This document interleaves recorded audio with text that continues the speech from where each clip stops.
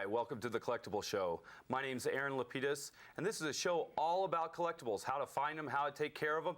And tonight we're really lucky to have Paul Epstein here from Twist and Shout Records in Denver, Colorado. Paul, thank you very much for joining our show tonight. Thanks for having me, Aaron. I'm getting ready. You got me all eager to start collecting. If I want to learn a little bit more, are there shows or museums I can go to, or even clubs? What can you recommend throughout the year? Yeah, there are regional record shows in almost every part of the country.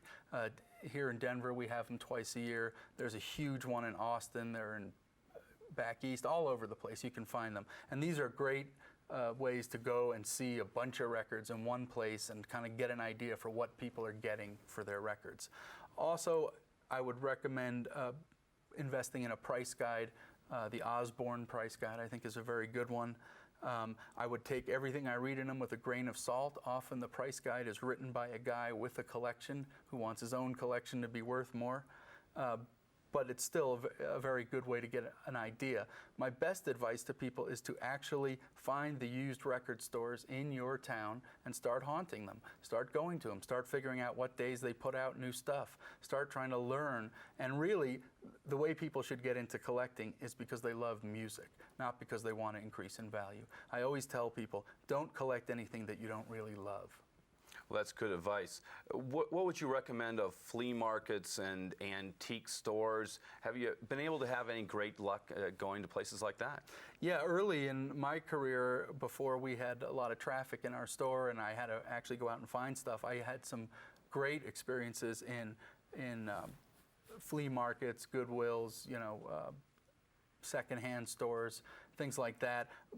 Many of my best experiences were by putting ads in the paper saying I'll buy records and then going to people's homes. And that was, in the early days of my career, that was some of the most fun things I did. And I really got some great stuff, and you get a human connection with that you just can't beat. What do you think about buying online? Does Twist and Shout do that? Do they have a big online store? Yeah, we have a fully functional website. We have a rarities page where we put up a lot of rare stuff. I would tell the public, buyer beware. When you're buying off the internet, you're buying from someone in another state often, and you don't have the record in front of you, and you don't know exactly what you're going to get, and it may be hard to track them down if you get what you don't think you're going to get. What are some of the questions that a person should be asking when they're buying online?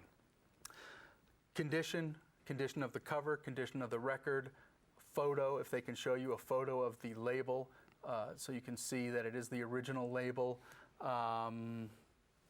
Really the same things that you do when you pull a record out of the racks in a record store and make a quick appraisal. You look at the condition of the cover, the record, the label, and if they'll let you, you play it and listen to it. Really, that's the drawback of buying on the internet. You don't know exactly what you're getting. That's why I always steer people towards their local stores. If I find a record that I've been looking for years, and find it, but the record cover is in okay condition and the sound quality has lots of scratches throughout, really badly scratched, maybe a little bit unrecognizable on some songs. Should I still buy it, or should I just wait even if I'm getting a good price? It depends on how badly you want it and why you want it. If you want it because you have decided, like me with Bob Dylan, I must have every Bob Dylan release, so I buy everything, even if it's bad. Chances are I already have that song. I just want different artwork or some different pressing.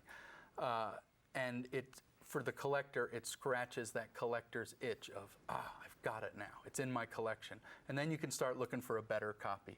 So I usually tell people, look, if you're dying for that record, just buy it in whatever condition you can find it, and then you can use it to trade up on another one. Well, great, Paul. I'd like to thank you very much, Paul Epstein from Twist and Shout Records, for being on with us tonight in Denver, Colorado. It's a great show. I think we learned all about it, and always make sure buyer beware when you're buying anything. Use a credit card. Make sure you get everything in writing. Always remember, one person's trash is another person's treasure. Keep collecting. I'm Aaron LaPedis with The Collectible Show, and you have a great night.